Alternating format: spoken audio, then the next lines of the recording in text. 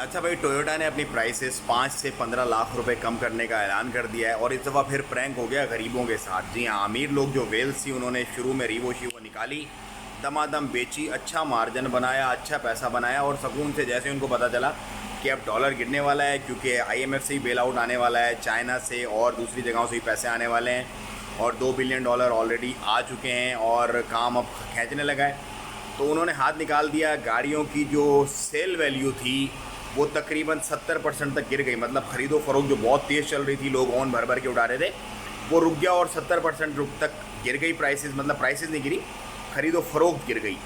जैसे पहले अगर 100 गाड़ियाँ बिक रही थी तो फिर 30 गाड़ियों की बिकना शुरू हो गया टोटल महीने में। अच्छा, इसको भांपते हुए अब कंपनीज़ अपनी प्राइस, टोयोटा ने तो कर दिया, मज़ीद कंपनीज़ भी अनाउंस करेंगी।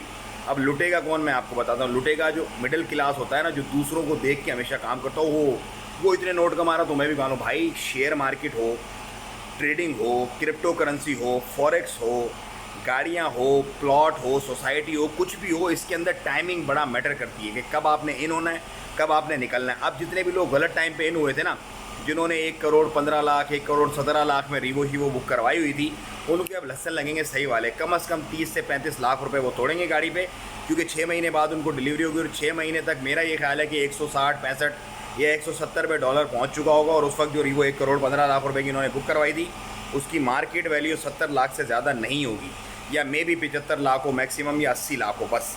तो सही के लहसन लगेंगे उनको। और जो अभी भी सोच रहे हैं कि नहीं स्टेबल हो जाएगा, ये हो जाएगा, अगर आप 2-3 साल को माइंड में रख के कुछ कर रहे हो तो करो।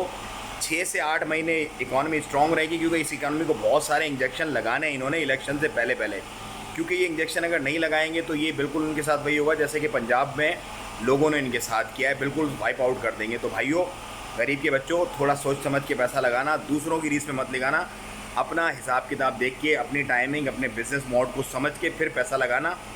वरना फिर आराम से पैसे को कहीं रख देना सुकून से, ताकि जब आपका पैसा वो चीज़ें डिक्रीज़ हो जाए तो फिर आपके काम आ जाए।